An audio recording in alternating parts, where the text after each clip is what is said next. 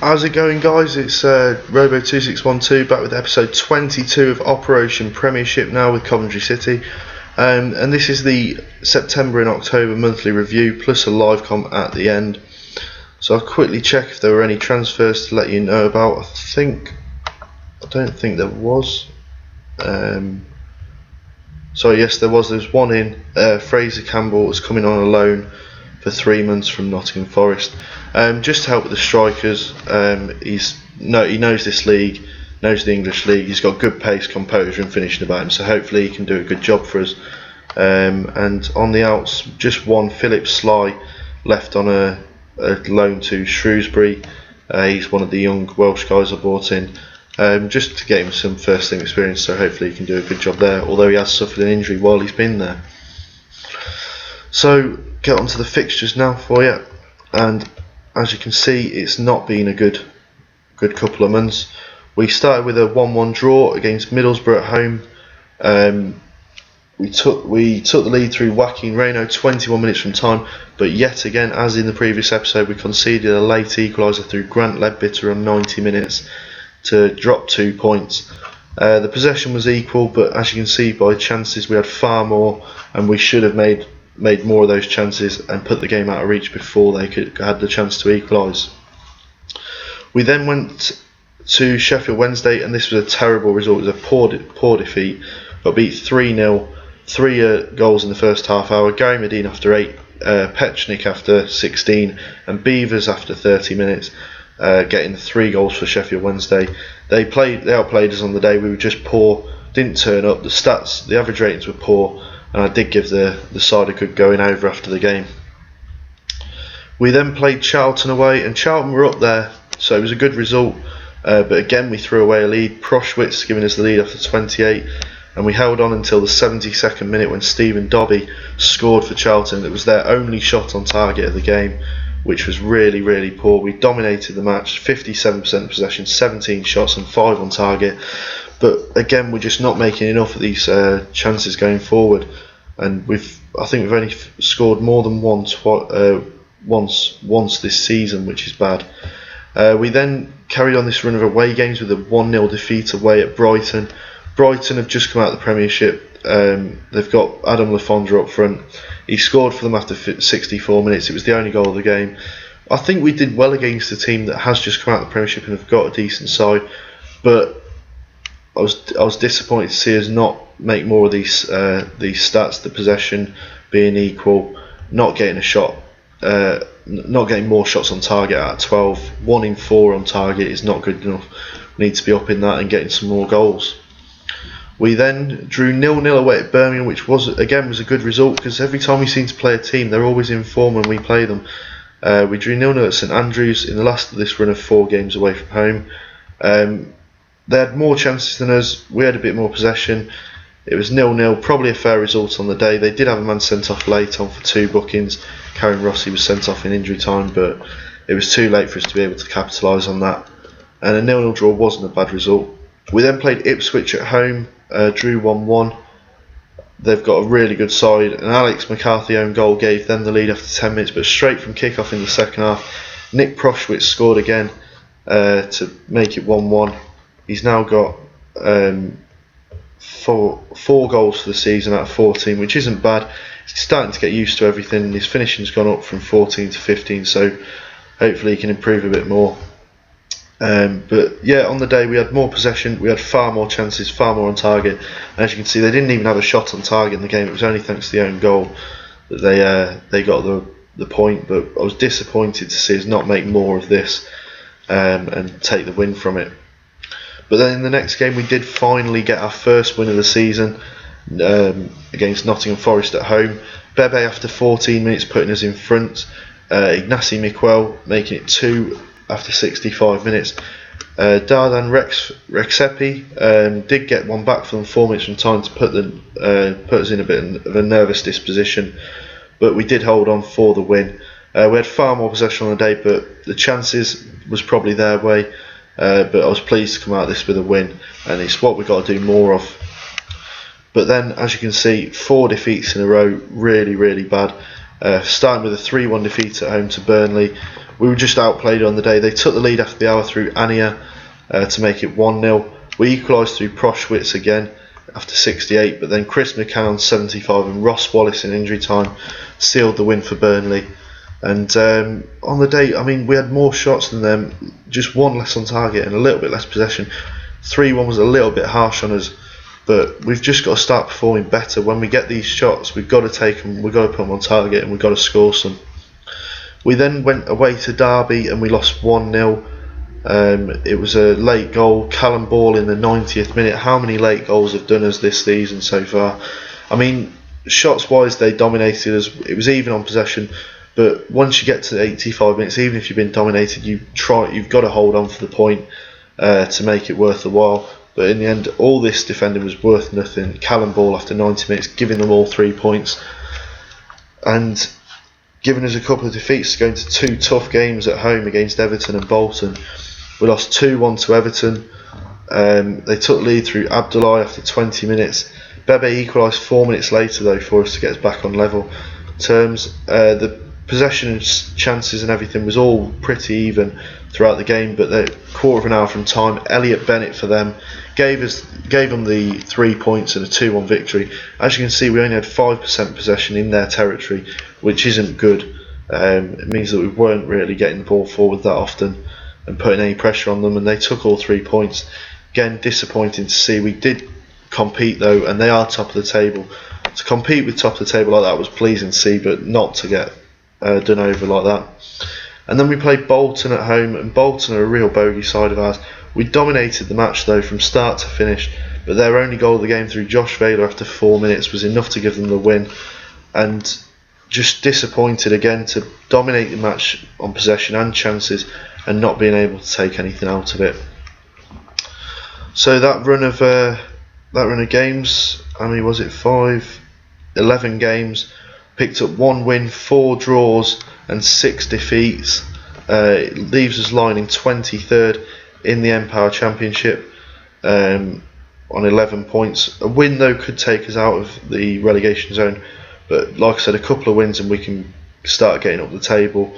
But we just need to get some goals scored. As you can see, we have the worst attacking record in the league, bar none, even worse than Hartlepool's. We've only scored 10 out of 17.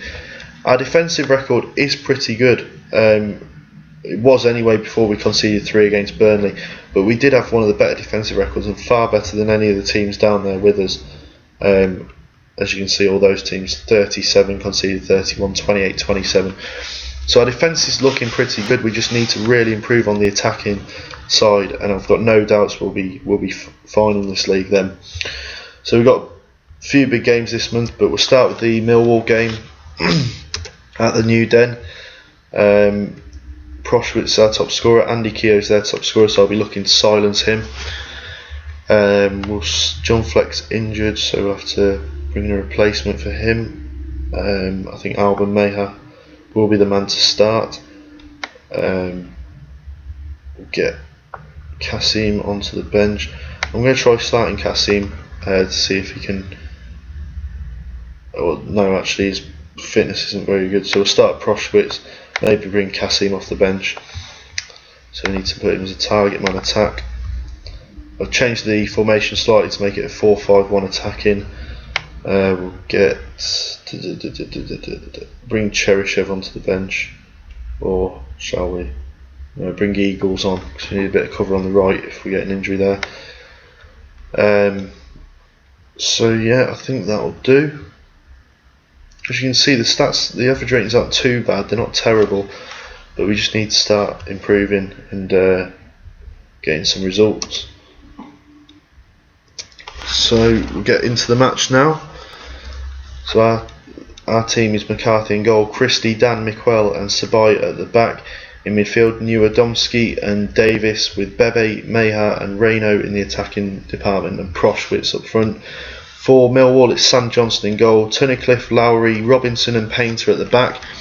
Henry, Abdu, Trotter and Malone in midfield, with McAlinden and Keogh up front. So we need to definitely make sure we can silence Andy Keogh. as he is a dangerous striker for them. Scored 8 goals this season already.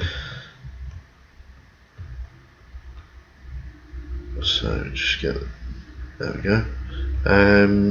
Right, so let's get the tactics sorted. Their key man, Keogh. Our key man is going to be McCarthy, obviously. That's fine by me. So issue our start instructions. We'll just play on the counter for now, just to assess the game and make sure they know that all the pressure's on the opposition, and just check that the target man instructions on. Yep, to head and play it more direct with him on the pitch. So that's it, and we'll get the game underway. So it's Millwall to kick off, and it's Keogh to Robinson forward. Miguel heads it away, Abdu, and that's the end of the first pointless highlight of the game. So we're now 5 minutes in, and Millwall obviously getting a foothold in the game with that possession. Johnston forward, Keogh beaten in the air, but it's gone to Henry, and it's a foul. Miguel against Keogh. Miguel picks up an early yellow card there inside 10 minutes. So free kick, Henry to take it into the box. Christie heads it away. Tunnicliffe, Henry down the right hand side, crossing in. Malone at the back post, back across. Henry into the box, cleared away. Henry, Keogh, and it's 1-0. And it's disallowed for offside, which is good news. But we've got to start getting closer to Andy Keogh, because he is going to score goals if we don't mark him out of the game. We need to get that hard tackling on him as well. Hopefully get him injured. That'll do me fine. But 25 minutes in and we're 0-0. It's not too bad. It's a difficult place to come, is the new Den, as many Millwall fans will tell you. And Bebe picks up a yellow card. And we're coming up to half time now, and there's only been that one highlight. Here is another one. Malone down the left hand side, crosses it in. It's headed away by Miguel. Mayha heads it on. It's straight to Trotter though. Trotter to Tunnicliffe. Henry tries to go past Sabai, crosses in, and Keogh, and this time it is 1-0. And Andy Keogh has scored for Millwall. And what did I say? I said we've got to keep Keogh keep tight mark on him. We haven't done that, and he's punished us. Here's Proschwitz to Bebe, and back for Proschwitz, but Robinson intercepts. Robinson clears it, bounce off Trotter. It's Malone, it's Keogh, and here he comes again, and we're just letting him run with the ball. He shoots, he's at the post, and to be honest, he's so overrated on this game. But we're just not keeping tight enough to him, as Malone crosses it in and McCarthy saves. And at half time, we're going to need to change something about the side to make an impact. And it is half time now, so let's get on to the opposition instructions. Andy Keogh has closed him down because the assistant's saying that he's getting far too much space. So the team talk. Come on boys, and then usual I have faith. I have faith. And I have faith. Defence are reacting pretty well, but the midfield aren't doing too well at the moment. What can we do to change it? Right, who have we got on the bench? For now, I'm going to bring Christoph Testruet on for Reno, and we'll go to control, see if we can start to control the game and get some more chances, because I don't think we've had too many so far. As we start the second half, I'll just check for you. It's going to be our kick-off, and the match stats: 9 shots to their 8. They've had 4 on target though, so it's not good enough. Need to start getting some more chances as they make a change. And we're an hour into the game. It's still 1-0 to Millwall, and looks like we picked up a little injury. Just over 20 minutes to go. It's Keogh now for Millwall. Painter, Malone down the left hand side, tackled. It's into Trotter though. Painter, Trotter loses it, but he wins it back, and Painter, Abdu Abdu's tackled, and now Mayha on the counter attack. Testret in towards the box, and that's a poor shot. He's put it closer to the corner flag than the goal, and we've got to start taking these chances. 20 minutes to go. We need to start going more attacking if we're going to get anything out of this.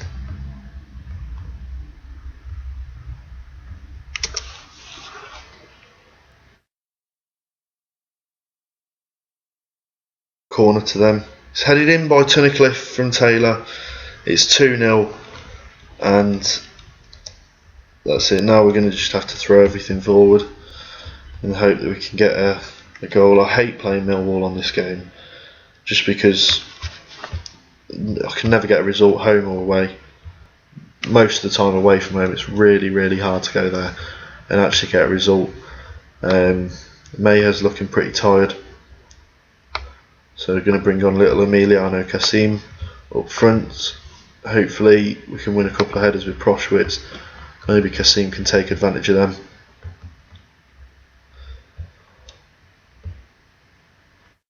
So that's the last change that I'm probably going to make. And just throw everything forward at Millwall now. See how they cope with it. Leon Trotter, sorry it was, not Tunnicliffe. As Kasim comes on.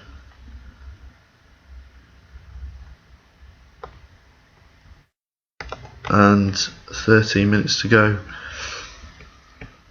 It's almost over. Are we going to get a chance? No. Just going to go all the way to the end now, I think. Oh no, Tunnicliffe, Guy, Taylor, Tunnicliffe into the box. Christie heads it away. Abdu, Tunnicliffe, fouled by Davis. Referee, well, Coventry says it looks like a dive, but they've got a free kick here. Taylor into the box. Cleared away. Newadomski on the counter now. Testret down the left hand side. Can we get anyone in the box? Testret crosses it in. It's Bebe at the back post. It's back to Testret. It's saved, and Davis gets us a goal with a minute to go.